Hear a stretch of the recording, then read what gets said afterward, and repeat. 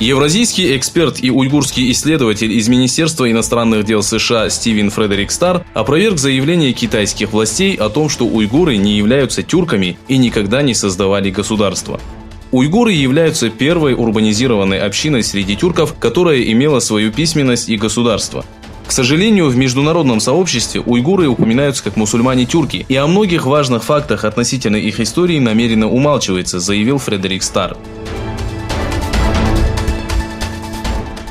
Суд над Серикжаном Беляшем, находящимся под домашним арестом из-за того, что он защищал права семей, бежавших от китайского насилия и переселившихся в Казахстан из Восточного Туркестана, перенесен. По последним данным, прокитайские группы потребовали для Серикжана наказания сроком до 7 лет.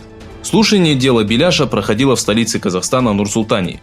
Сотни людей собрались у здания суда и потребовали освободить активиста. Домашний арест Серикжана будет продлен.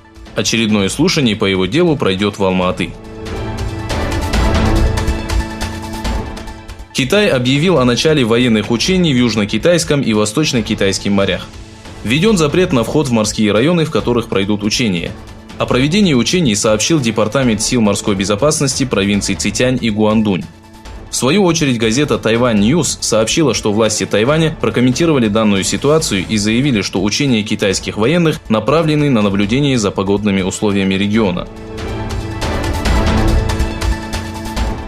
ООН сообщила, что в минувшие выходные тысячи людей бежали из Идлиба, где в настоящий момент идут ожесточенные бои.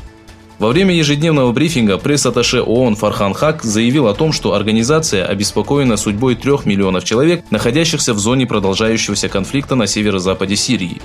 Хак сообщил, что в зоне конфликта за последние 4 месяца погибло 500 человек и было разрушено 7 школ и 1 больница.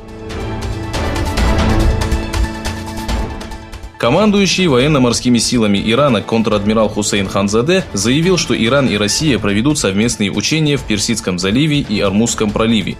Находящийся в Санкт-Петербурге по случаю празднования Дня военно-морского флота России, Ханзаде сообщил иранскому информационному агентству о том, что Иран и Россия проведут совместные учения в Индийском океане, Микранском море, Персидском заливе и Ормузском проливе.